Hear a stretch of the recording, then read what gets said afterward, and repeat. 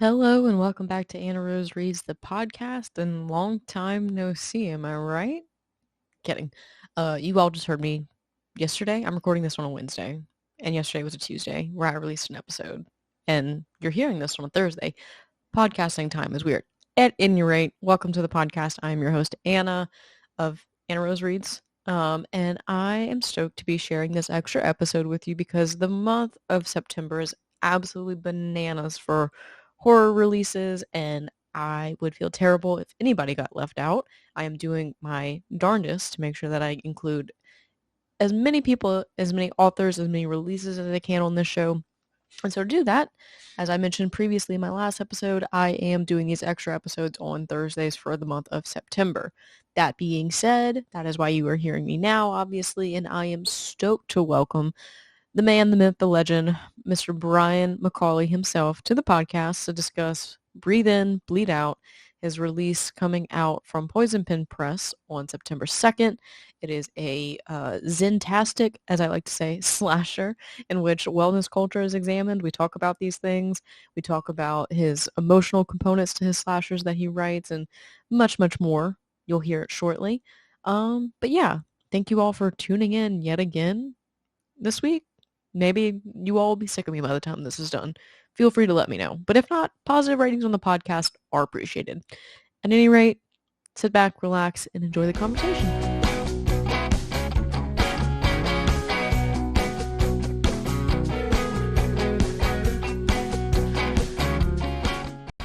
Hello, Brian. How are you? I am wonderful, Anna. How are you doing?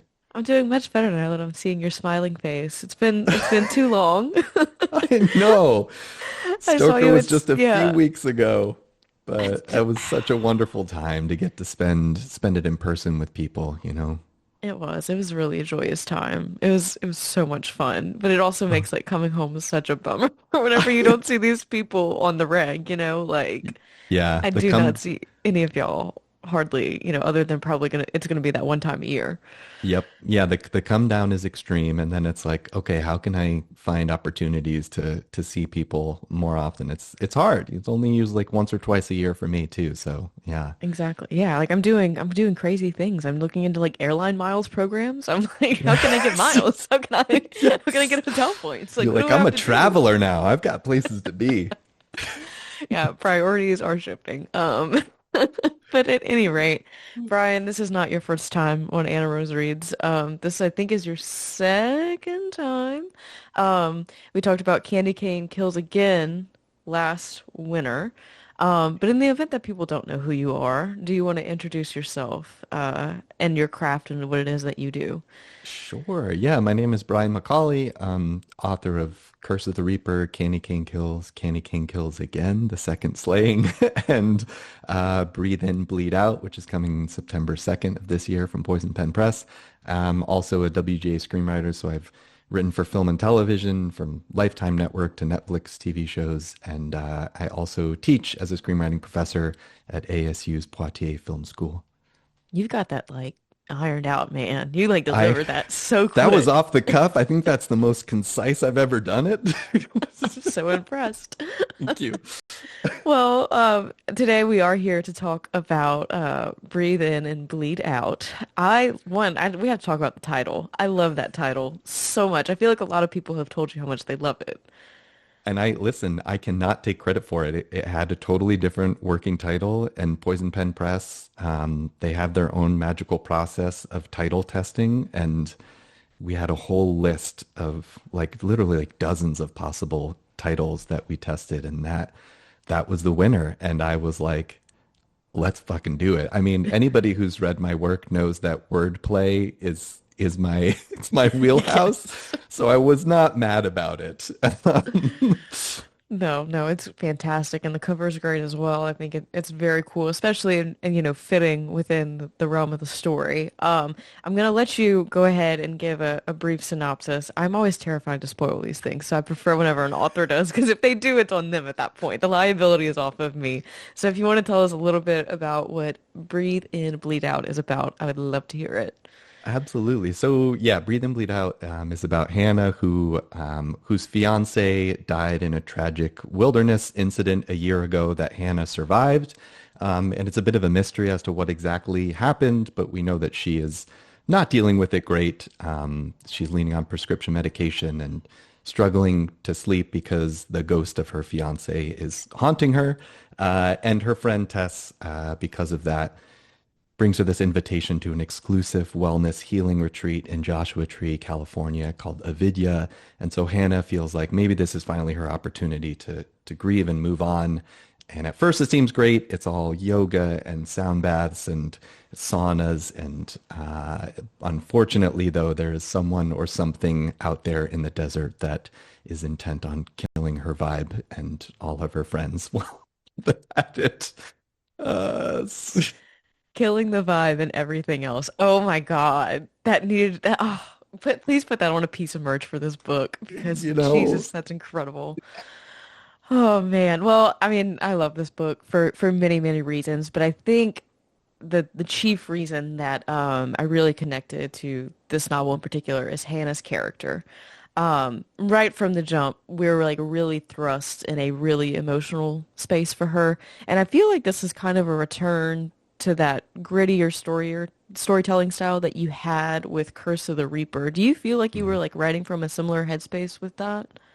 yeah, I think I felt that sense of like, Hannah being a really deeply troubled character, in the way that both Howard and Trevor were in Curse of the Reaper. And that's something that I really like to lean into and embrace is like characters who are messy and complicated and not easy to kind of not always easy to root for, I guess. I love flawed characters. I love like peeling back the layers of a character in that way. And Hannah, I'm a big outliner, and so like I had, after plotting this whole story out, I thought I knew everything.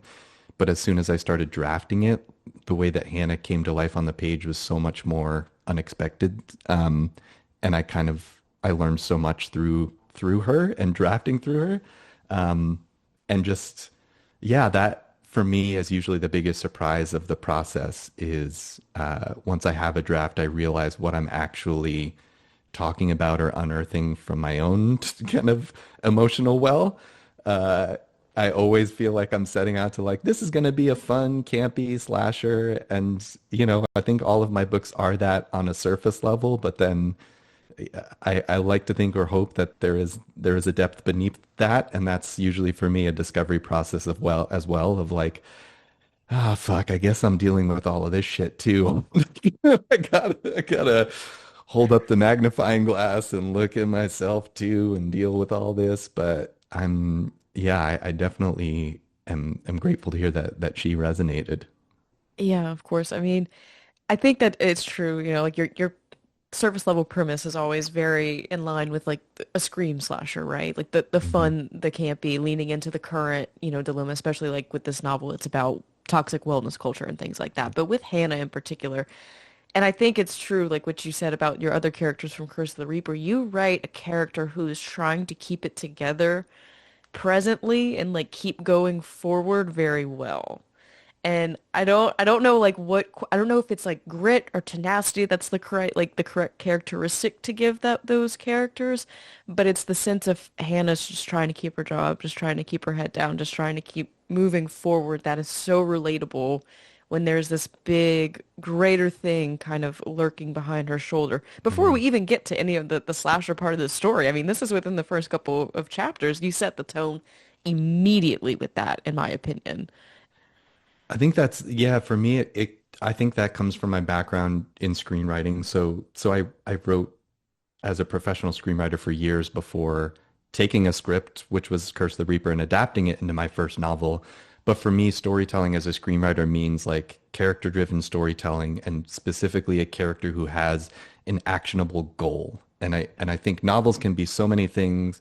Like some writers and readers love books that are just pure vibes. For me, I think coming from screenwriting, it's again like what does the character want and how are they pursuing it through actions? And so that for me helps me latch on to like Hannah wants to heal. She really, really does. And there are so many obstacles to that, the biggest of which being herself and her own unresolved grief and trauma and feelings. And that for me was kind of my North Star of like, I know what her goal is and I know how to stack the obstacles against her before even, someone starts slashing their way through the retreat. I kind of approach this as like, all right, well, this is a ghost story as much as it is a slasher. And can I kind of meld those two together? Yeah, that's something that like I very much picked up on in like that haunted nature. Like she's a very haunted person, right? But I think the thing for me too is that it's also the way that you plot out and pace your story because we kind of get an idea of why Hannah's feeling the way that she is, but we don't get the full picture until much later down the line. And I wanted to talk to you a little bit about your choice to write it that way because it feels so integral to Hannah's healing journey and her being even honest with herself, you know? Yeah, I think, it was interesting because this was my first time writing, it's my fourth book, but definitely my first time writing a proper murder mystery. So the plotting and pacing for me was a very specific and intentional approach in that regard. And then uh, parallel to that was there's a second mystery, which is her personal backstory with Ben and what happened there is also a mystery. And so for me, it was kind of plotting out, okay, at what point are we going to learn what here? And how do we stay engaged without having the full picture of the story, but at least feeling emotionally connected? And it was challenging, especially because Hannah is an unreliable narrator, which was another thing element to play with, was that we know from the start that she's seeing a ghost, whether or not that's a real supernatural ghost or a manifestation of her internal trauma. So then to introduce this sort of the presence of Waylon Barlow, who is the sort of the slasher legend in the desert retreat area, we as the reader are like, is that real or is it not? And it was very kind of from a craft perspective, I had to be very particular about how I paced out that experience for the reader to stay rooted in Hannah's kind of second guessing herself and wondering what is actually happening here. Yeah, I feel like that was done really well because kind of when we do find out, more of her story, it landed very deeply with me. Like it was very much like I even feel more like I felt for her a lot already, and then I felt even Mm. more for her after. So I feel like that was plotted or paced out in a way that really worked for me in rooting for her to make it out of this thing. But you bring up Waylon Barlow, and I really want to talk about him because I think that the other really cool thing that you and people like Stephen Graham Jones are doing, or y'all are also inventing really cool slashers that, hit the tried and true marks of, all the ones that we know and love, but they're also really novel in some ways. So I wanted to see like what the point of inspiration for him was. Yeah, and Waylon Barlow like that came late in the process. I actually, this novel I did a version of after Curse of the Reaper, but I hadn't quite fully cracked it in a few different ways. And one of those was that I hadn't yet found Waylon Barlow. And while I was trying to figure it out, I got the invitation from Alan at Shortwave to pitch an idea for Killer VHS, and I talked to my agent and I was like, I think I need to go write something else to kind of unblock myself. And I did. I went and wrote Candy King Kills and then came back to this book and with total fresh eyes. And I was like, I know what I'm missing. And I dove into research into the Joshua Tree area and found this gold mining history and was like, there it is. Like, this is, of course, I'm missing like a proper iconic slasher kind of figure to that ties it all together. I kind of had a placeholder idea before that, and that really helped me kind of root it in the sort of local lore and the physical manifestation of the pickaxe and the wide brim hat. Like it all just kind of made sense in a way that was rooted in the history of that region, even though the legend that I created is totally fictional, it still is connected to the history of that place. And for me, as like a slasher fan, that's always fun to find that sense of like, what's the campfire tale? What's the kind of iconic silhouette? Um, yeah, and how is how is that slasher gonna wreak some havoc through the story? Yeah, no, absolutely. And I also wanted to ask you, I mean, it feels a little clear to me living in the year 2025 why you would want to comment on wellness culture with a horror novel. But what was the nugget of inspiration? You know, we just talked about the inspiration for Wayland, but for the whole Yeah. novel, like how did this begin for you? I know you said there was a previous iteration of this, but what was that original thing looking like? And then how did it look like upon fresh eyes? Yeah, that's where it always started was writing a novel about wellness culture. You know, I lived in LA for 10 years. I moved about 2 years ago, but I was there for a decade working in film and TV and you know, culture is so pervasive there and I encountered it in so many different realms of like, you know, being a member at a yoga studio or I had gone to like a retreat in Joshua Tree and like there were physical elements that I pulled from that. But there's this element of, you know, an undercurrent of kind of exploitation in certain areas there of narcissistic gurus preying on desperate people. And there's just an ickiness. And for me, the flip side of that is I really do believe in yeah, yoga, meditation, like spiritual introspection, absolutely valuable stuff. And also there are people who take that and spin it in a capitalistic way to kind of prey upon people. And so I feel like I usually am trying to find spaces to write books in where I have these conflicted emotions of like there is value in spiritual pursuit and also there is danger and how can I kind of find a story that fits into that realm to really parse out. And the cultural appropriation element was a big part as well that I wanted to dig into. And so it was kind of just a matter of trying to figure out how can I put all of those pieces into this narrative without it being too preachy, but that it connects on a story level. Yeah, of course. And, you know, Candy Cane kills and Candy Cane kills again kind of taps into that religious kind of mindset, right? So Yeah. I feel like you've found ways to explore that. It's almost like a lychee effect, you know, like the blood-sucking effect of Yes. taking something that's supposed to be good for you and sucking the blood out of everybody that's involved in it. Yep. I have to say, it feels very timely in 2025 to be talking about wellness culture because even for me, like with the the spread and like emergence of like capitalism, everything is an ad now, right? Like you Yeah. used to be able to open TikTok and just get funny shit, and now everything you can buy. And so there's like nothing that's not for sale. Like we joke about the Etsy witches who you can buy a curse from to Yep. curse, you know, your enemies or whatever.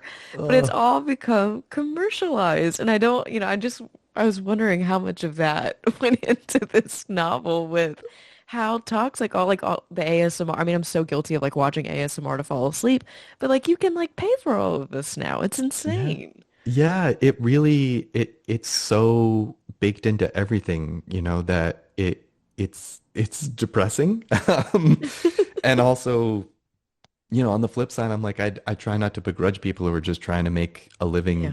in this, you know, the late stage capitalist nightmare that we are all stuck in. Um, because you can't just, you know, do everything for free and hope that the universe, you know, pays your rent for you. Like, so there again, there's those sticky mixed feelings about it. I think it's, you know, I think it's more about the people who are doing it from a predatory Yeah. perspective that I feel the most kind of like angst towards. Um, or again, the people who are kind of the more narcissistic, like they're just feeding their own egos with it, of like I am the one kind of true perspective kind of thing. But it is, yeah, as you mentioned, like I feel like all of my books, like Curse of the Reaper, like was my sticky feelings about Hollywood of like I love the movie magic of that place, and also I hate the kind of leech factor Yeah. that you described of like there are people who are gonna kind of prey on you there. But it is, yeah, with one of the kind of roadblocks with this book when as I mentioned, after Curse the Reaper, when I was working on it, was Nine Perfect Strangers came out as Oh a yeah. Hulu series, which was an adaptation of a book, and it starred Nicole Kidman as like a wellness guru. And so I had this pause moment of like, is this too similar? Is it played out? And I kind of got in my own head about it. And I think now, you know, it's two years after that roadblock that we're still dealing with the same thing here. Yeah. I like to think that I found a different angle. Like I haven't seen the slasher version of the wellness retreat of it all, because these people still keep going. This industry keeps kind of chugging along in different iterations. Yeah, Yeah, I mean, you definitely confront the idea of a either egotistical or controlling or, seemingly narcissistic controlling individual with the leader of this retreat. Is it Pox or is it Pax? I feel like he's like really pretentious about it and says Pox or something like that. that's a good question. I had Pax in my head, but I can picture him Yeah. having a more Yeah, different. him being like actually it's Pox. Yeah, But you really confront that. And I think it's so interesting like that we are still seeing it happen today yeah, because like it's never been more well known about like, culture like being taken advantage of and like leery, apprehension around these things. I mean, like how many Netflix documentaries do we have? yeah, So I think yeah. it's just like really fascinating that it's still like I'm not saying those should have solved the problem and it should be eradicated, but it is still like those individuals I feel like have a way of like warping and changing the camouflage and fit within this landscape. I think that's one of the scary things about your book is, we have Hannah to view all this through and she's obviously going through a lot. So we have her own mistrust of the situation. In addition, we're recognizing the signs of, that she is too. And Right. that adds to that feeling of mistrust. But I'm again just still kind of so shocked that these people are still able to to do what they do, right? Yeah, and like I said, I think part of it is because there is an inherent truth to, certain aspects of what's being sold by those Yeah. types of people and characters in terms of like, self-growth and self-reflection and take an opportunity to disconnect from the intensity of modern life and go off into the wilderness and really like reconnect. Like there's so much value in doing all of those things.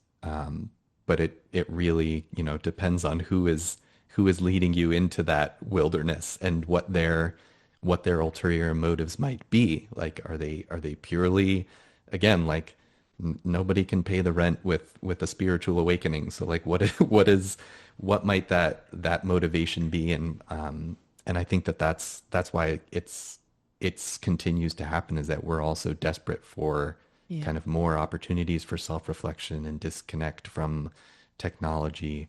Um, yeah, Well, it just feels extra icky because everybody wants to feel better, right? Like everybody's in this place right now where I think they're like, if I could just be healthier, if I could just be fitter, if I could just be, happier or whatever. Like everybody's right now like really chasing that, I feel like, or at least in my 20s, that's been yeah, my experience of everybody being like, how do I get to the next, stage of happiness? And so it feels very timely that that you're writing about this, that it feels extra. It's normally predatory, right, to like prey upon this, but it feels like extra predatory whenever it's a vulnerable population who's genuinely like wanting to get better. yeah, yeah. And it's wild. They can sell you like come to this weekend retreat and like reset and eat raw organic food and do yoga 3 times a day. But like, how many people who go to those retreats are going to be able to maintain that in their daily life when they return, right?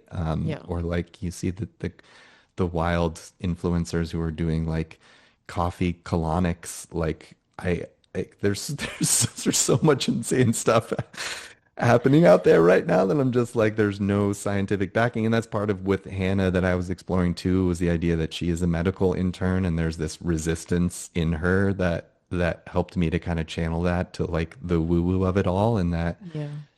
that balance of like she's starting to be won over by some of it, but also she's seen enough to like know that there's a snake oil salesman Yeah. factor to be wary of. Yeah. I think that's another aspect to her character that I really enjoyed was like she was so logical about being not logical, like she Yes. knew she was not doing too hot, but she's so clinical thinking, whenever, especially when she's at work. So I think that's why I also connected to her because I was like, yeah, I says I get it. I mean, you can know you're not doing well and not know what to Yeah. do about it. Yeah, that's the, self-awareness is one step in the journey, but like sometimes you can park there at self-awareness and just keep doing what you're doing and So true. feel like that's a cozy spot to be. Yeah. That's very, very true. Well, I want to talk about another aspect of this novel that I've really been enjoying thinking about. And I kind of talked a little bit about with Stephen Graham Jones about his novel Killer on the Road, but like the idea of horror in the daylight, right?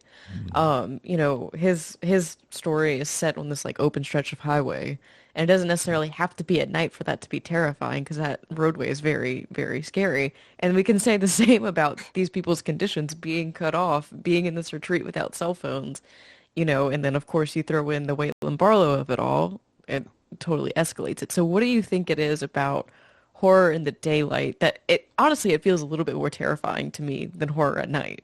Yeah, absolutely. I think that it's so counter to that instinctual like fear of the dark, because you can't see or know what's in the dark. And so when horror happens in broad daylight, it's just like the horror of like, oh, it's just directly in your face and you can't not see it. And I think the desert landscape for me, like, I live in just outside of Phoenix, Arizona now, where it's just like an absolute desert hellscape. And the novel set in Joshua Tree, which has a similar climate in terms of the oppressive heat and the sun just like beating down on you. And so, for me, it made so much sense that it's just like it's an environment where life is not meant to thrive, at least not human life. Um, and so it feels like oppressive and as I mentioned, like it was my first time writing a proper like murder mystery. So it was like, okay, how can I do the locked room murder mystery at a place where there are literally no doors? Like this is Yeah. a retreat where it's all yurts with like animal skin flaps and but they're all trapped there. They can't kind of escape this desert wilderness retreat, and taking away all the technology. On the one hand, it's a nice way to do the plot device to isolate them, but also, again, it played into that theme of like a character who's really trying to embrace that aspect of the journey of not feeling connected and feeling kind of losing herself in the nature aspect. But that kind of contributes to the self-doubt and the spiral too. Yeah, there's so much self-doubt. There's so many levels of self-doubt. Like when as the story progresses, we kind of hit these stages of we like revelations, right? Like we find out one thing whenever Hannah, meets up with one character, and then it changes kind of the trajectory for it feels like a zigzag, right? Like we get Yeah. shifted here and then here and then here, and we're also being treated, I say treated, to these interstitial chapters of absolutely insane kills. So, I mean, like, I feel like it's such a gimme question to ask slasher writers this, but like, I just have to ask, like, where does it come from? Like, some of these things, I just would love to know, like, there's a sauna scene. I mean, there's so many that I'm just like, oh my Yeah. God, Brian, how did you come up with that? I it really like that's kind of where it started for me with this book was like, I like I mentioned, I wanted to tackle wellness culture from like a satirical horror perspective, but like hand in hand with that was like I wanted to find a new kind of setting for slasher set pieces, and wellness culture just offers so many kind of props and locations and things that I was just like, all right, well, those are my kind of tent poles that I can kind of build the story around, which is it's interesting because it's kind of like counterintuitive to what I was saying about with the Hannah of it all. Like the set piece kills came first. It was like, all right, I want to write a slasher at a wellness retreat so I can have, the sauna and the sound bath and the yoga of it all be these set pieces. And then reverse engineered from that was like, okay, well then who's the character that would be going there? Someone who needs some serious healing, and that's where the character was born.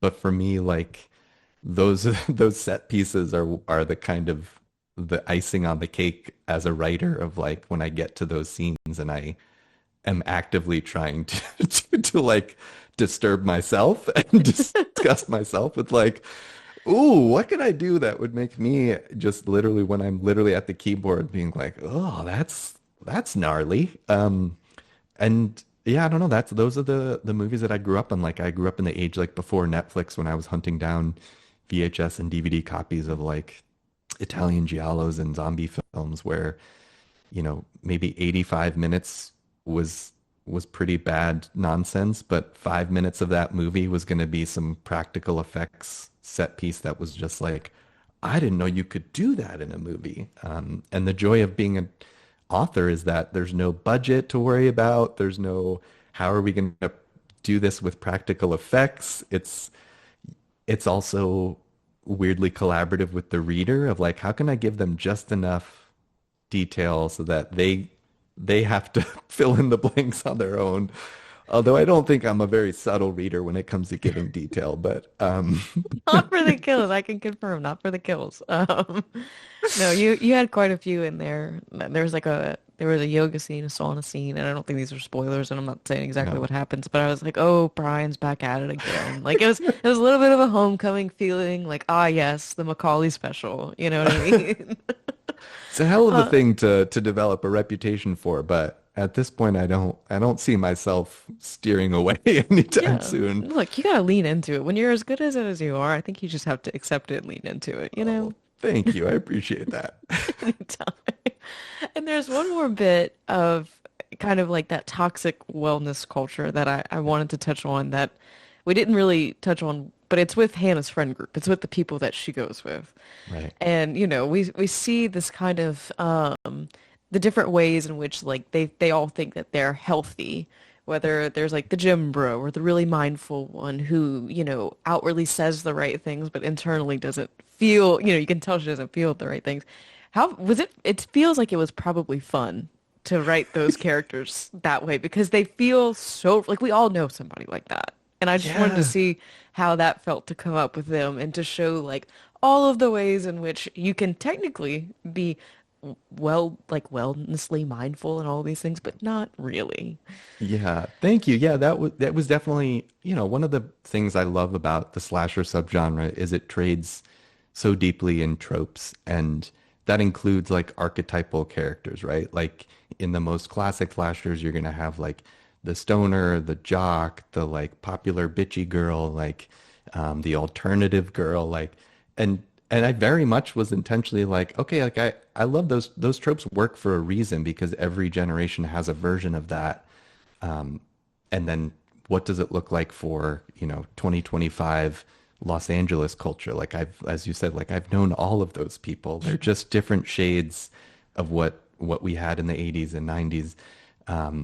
And as you said, like it was also thinking about specifically from that angle of like, how do they see themselves as being kind of on this virtuous wellness path, whether it's through music or um, through like physical yoga movement, or and and then my goal is always like, okay, I'm going to introduce you on the surface level at first to these, borderline stereotypical characters, and then I want to start to like peel back those layers to show that there is more beneath the surface, but like these archetypes exist for a reason. They're so recognizable. We all know people like that. It's just that there's always more beneath the surface in reality. And that I think is also one of the reasons I have found that I love writing novels more than movies, at least right now, is that it's harder to go beneath the surface when you're writing a screenplay. With a novel, you can literally just get into those characters' heads and learn more about who they are and their backstories and their thought processes. And so I really, I really did have fun with it. And it was the discovery process for me, like I said, where I don't really know fully what the book is about until I've written it and I'm revising it, was realizing I was like, oh, this for me is a book about relationships. It's about Hannah reckoning with her past relationship with Ben. And so it was me reckoning with past romantic relationships, but also friendships. That was a big surprise that I didn't fully realize was like, oh, it is about how it feels when you realize that you're estranged from friends who, then you start to question, like, was it just a circumstantial friendship that we all connected? Are we still friends? Like, you drive me fucking crazy. I hate you. You're a douchebag. Why are we friends? But then I get that hint of a reminder of why, like, and that complexity to friendships that at least early readers I've noticed are enjoying that love to hate them kind of vibe that I feel like for me resonates with my experience of exploring that element of friendship. Yeah, I mean, it's just so damn relatable, right? I mean, and I feel like I always get on the soapbox about like social media and the way that people change and Yeah. grow, with friendships and how it's never been more apparent how different we are sometimes. And Yeah. so we need that reminder of like, oh, this is why we were friends to begin with. But then like also sometimes you just outgrow people. So it's always a fine line. But I think it's always a really cool thing to explore in novel format like this. And I agree with what you say about novels being the accessible way to access that exposition compared to in a Hmm. movie. Sometimes that depth is just not quite there, especially with slashers. I feel like it's a little bit harder to dig deeper, Yeah. because there's a budget and there's time and Yep. constraints and all that good stuff. So that makes sense. But to kind of bring it back a little bit to the movie side of things, I know your afterward is really, really cool in this book. I Thank you. really enjoyed reading it. It is a little bit of an overview of slashers and like kind of their influence on you and how they affect this book and things like that. Were there any, like, one, I want to give you the space to talk about the afterward, and then two, were there any in particular, like books, films, movies, things like that really influenced the writing of Breathe In, Bleed Out? Yeah, great question. I mean, I think, as I mentioned, like this is my fourth slasher book, but it was the first time that I approached it from the murder mystery angle. Like Curse the Reaper is much more like psychological horror. It's not like a question of like who's killing people. And similarly with Candy Cane Kills, like it's you pretty quickly learn who the killer is. So for me, like this book was definitely my big, I want to do a Scream, I Know What You Did Last Summer style slasher where there's a mass killer, we don't know who it is, and there's going to be a big reveal. And so, yeah, Scream being a huge influence, which is what, the afterword is very much about, which kind of was honestly just born of like my publisher, saying like, hey, the book is like a little bit short for like a traditionally published novel, not by a lot, but they were just like, if you want to do any sort of kind of back of book content, we would love to add a little something extra. And there was kind of a list of options and ideas that we talked through. And ultimately, I settled on just like, yeah, I kind of just want to write a sort of love letter of like to this particular movie, Scream, and also the way that it influenced this book. And also, I couldn't help, I realized after the fact, kind of going into film professor mode to give like a little bit of a history of like where the slasher origins come from. So it became this kind of personal essay, history of the slasher, and also an opportunity to talk a little bit about my past books because I was like, this book is probably going to be my introduction to a lot of readers because Poison Pen is the biggest publisher I've been with. So I can also talk a little bit about the influence of the previous books, but it was kind of my opportunity to connect with readers and say like, here's where it started for me. Here's why I love these types of stories. And honestly, like that, once the book was like finalized, like I was more anxious about people reading that than I was about them reading the book because I felt so like exposed and vulnerable writing this very kind of personal essay at the end that I was like, oh God, is this, as the kids say, is this too cringe? Like, am I? It's like- God, not at all. I do like Nat Cassidy is one of the guys that like his afterwards just, kill it. And I yes. really appreciate when an author is willing to say like how personal it is for them. Hmm. Because I don't think that you can write or do anything creative without putting a part of yourself within your work. And, sometimes that's easy for us to see, and sometimes, those things are left for you to be private. But I do Yeah. think, like you said, if you feel like you're going to be, getting in touch with more readers, opening up your audience, I think it's a really cool way to open the door and be inclusive. Like, we love inclusivity, right? Like, we Yep. want people to feel welcome within the horror space. So, Yeah, that's a good point. And yeah, no, that was 100% in one of my emails to my editor. Like I name checked Nat. I was like, I kind of like I love what Nat does in his afterwards, and I think that we're now in an age when readers really want to connect with the authors on that personal level, and authors, at least speaking for myself, like that's become the whole reason I do what I do is like discovering how joyful it is to have those connections, to find the common ground, to kind of lay the groundwork for any in-person events where I'll get to meet people, to kind of open that door to like who I am, what I love, where I've been, and all of that. I think that, especially as we're, you know, looking down the barrel of the AI of it all, it's just like Hmm. I think the biggest thing we have against that is like we read books and write books to connect with other human beings. And so any opportunity to pull back that curtain, and I think this is another reason why podcasts like yours are so important, is because there's an element of personal connection between readers and writers that adds so much more value to the experience, and that, on both sides of the equation, we're all craving more of that connection. Yeah, absolutely. And it fits thematically, that fits very well with your book, obviously, within the isolation of it all. It's nice to bring it home to a place of connection. And there's one last, like, very trivial question that I have for you. And I'm not going to say who it is, obviously, because that's the point of the book, but the big bad behind it all. Did Mm. you did you always know who it would be, or did it take a few iterations to land on who that person was going to be? Great question. So there was a version where it was different. Hmm. And uh yeah, it was a real light bulb moment of seeing an opportunity to change that in a way that felt more thematically resonant, and just like it just made more sense. Yeah.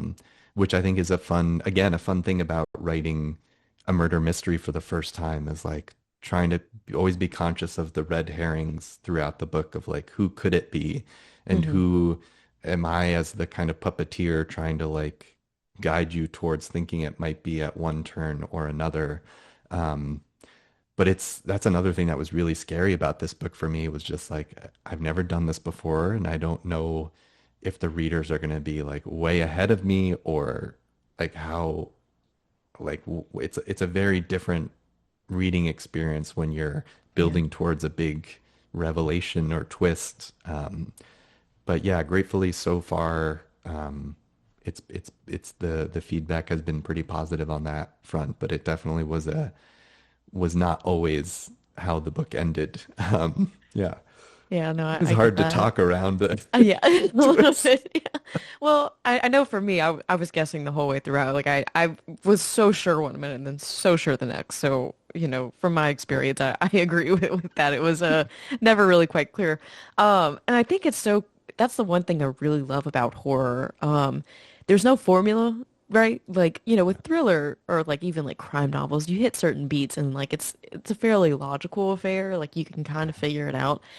But because it's horror, like the fact that it's in this genre alone to me takes all of the logic off the table. Like it could literally be anything. So it's a Yeah. nice thing. It's almost a relief because as a reader for me, I just let go a little bit. Like I do try, and I do try and guess who it is, but Yeah. I'm like, well, it could literally be like a sun demon that's descended down from the heavens Yeah. above, like for all I freaking know.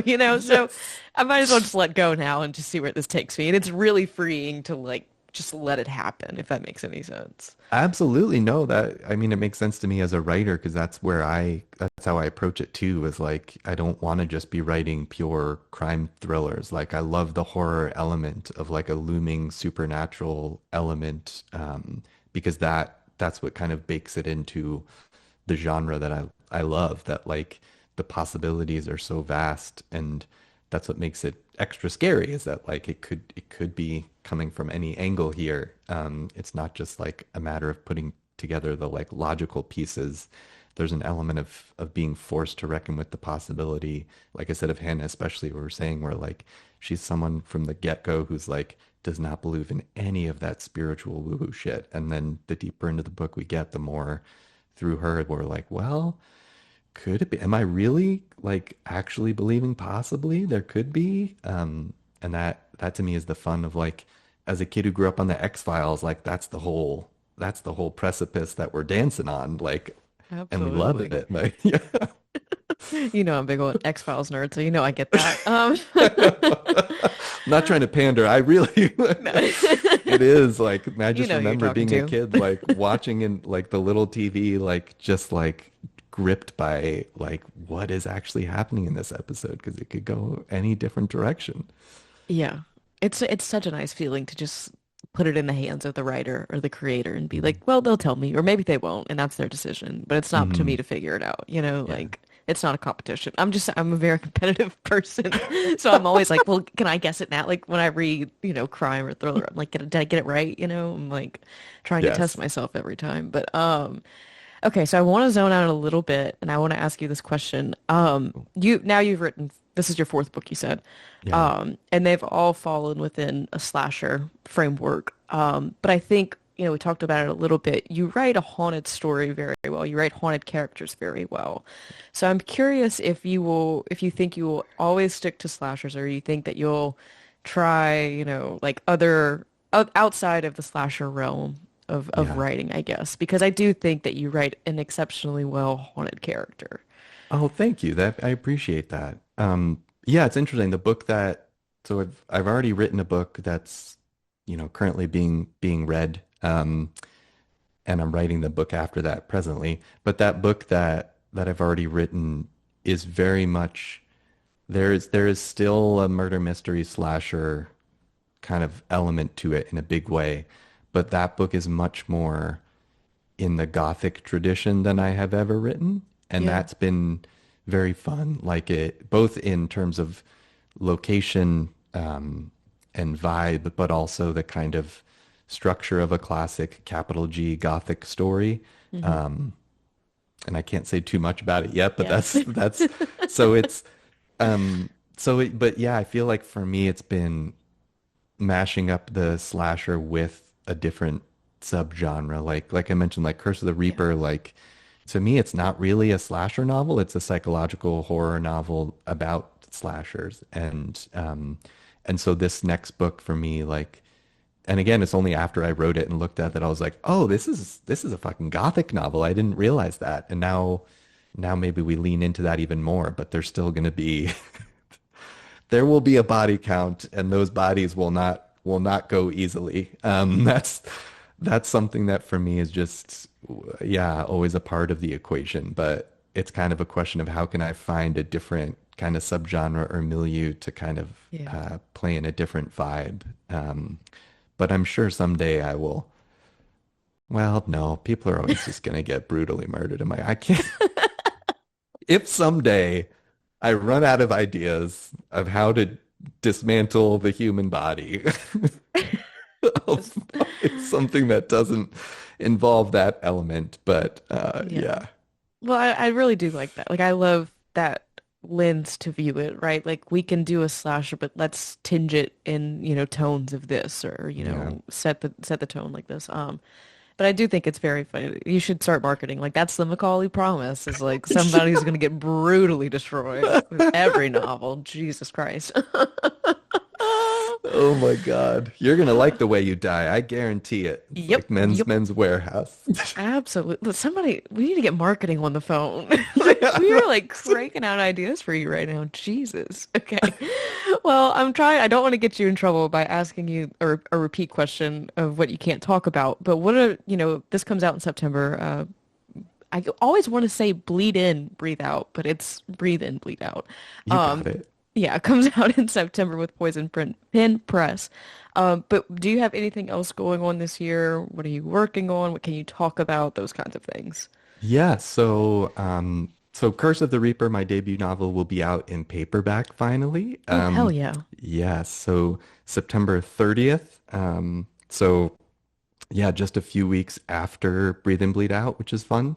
And kind of smack dab in the middle of that is an anthology that I'm a part of from Death by TBR Books called Twisted Tales to Tell in the Night. And it's a Halloween horror anthology with, Clay McLeod Chapman, among other authors in there. And my flash fiction story will be the final story in that one. It's called You're Never Too Old for Halloween. And that comes out right in the middle of September. So yeah, September I have three different books coming out, and then also a story in Poison Soup for the macabre, deranged, and insane, I believe is the order of those descriptors.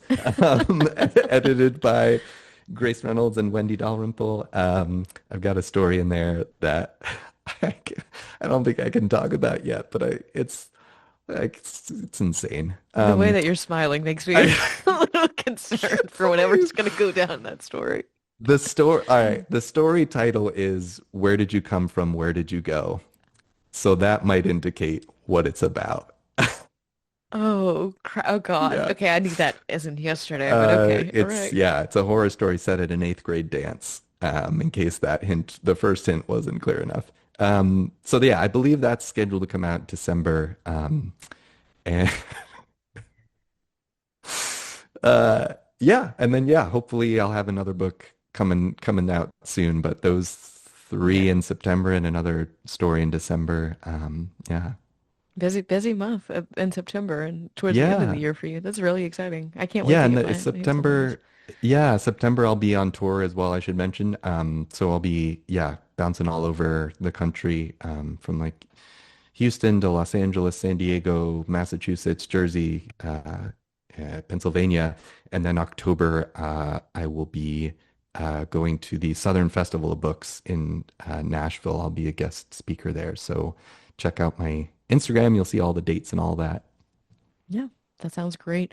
Um, and the last thing I want to ask you is like, what are you reading and what are you watching right now? And the reason I want to ask what you're watching is because I just caught Strange Darling yesterday, and I had not seen that yet. I missed it, and I feel like I totally like they had me that whole movie, like hook, line, and Yeah, sinker that whole way through. So I want to see what you're reading and watching these days.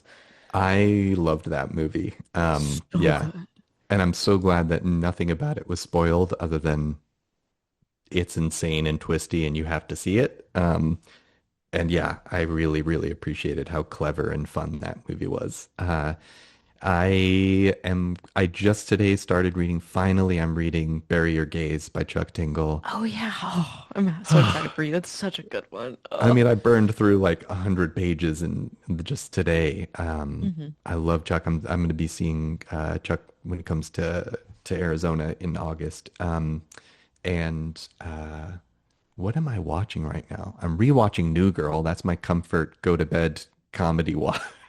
I love New Girl Watch. so much. It's Like, oh God, the quotes, like the no, one-liners. it's Oh so my much better than I remembered because I've rewatched The Office and Parks and Rec like a million times, and I've never rewatched New Girl except for when it first aired the first yeah. time. And so it's like rewatching for the first time, and it's been a real delight. It holds Um, up really well for me yeah, personally. yeah. I did just see I Know What You Did Last Summer. Yeah. Um, yeah, Do and you have any thoughts on that? I don't like to speak ill on things, so I'll say that I saw it. Okay. Well, But yeah, I look, if a slasher is coming out, I'm gonna see it. I firmly believe that. Yeah. Well, I'm glad that you went to go see. Thank you so much, Brian, for your time. I mean, it's always just a delight to get to talk to you. So, like, literally any excuse that I can get to do this with you, I will. But I did really enjoy Breathe In, Bleed Out. I think that it's a very cool book that's doing a lot of things, and I think that, like you said, with it coming out with Poison Pen, I think it'll pull a lot of people in, and I'm really glad that you have that afterward to kind of gently guide readers who maybe aren't so aware of the slasher genre through your work and the greater context of the genre. Is there anything that we did not talk about that you wanted to mention before we sign off? No, this has been pure joy. I've been looking forward to it, and it's been so much fun to catch up with you. So thank you for reading and taking the time to chat with me about it. Oh, literally, of course. Every release, it will be like this. I hope that you know that. Thank I'm you here so, for so it. much. Thank Thank you, you, Anna. Brian.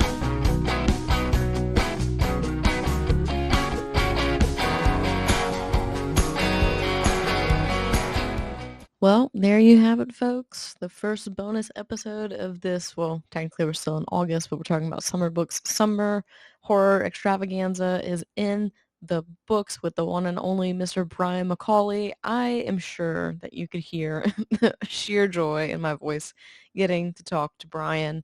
Quite literally, like I said, for anything that he writes, I will gladly talk to him about all of it extensively. It's just such a treat to get to do these deep dives with him on his work and the greater context of horror and what he's tapping into. Now on to the fun part is now I get to announce what we're doing on Tuesday, what's coming out on Tuesday next week. And that is going to be a conversation with a repeat guest of this year, Chris Panettiere. But we are talking about his book Shit Show that comes out with Sabello Books on September 2nd. It is a delightful novel, despite the title of Shit Show. It made me cry. Chris is probably one of the only authors who could write a book about shit. Well, not necessarily shit, but portable shit machines, and make me cry. So there you have it. That's what you all have to look forward to on Tuesday, September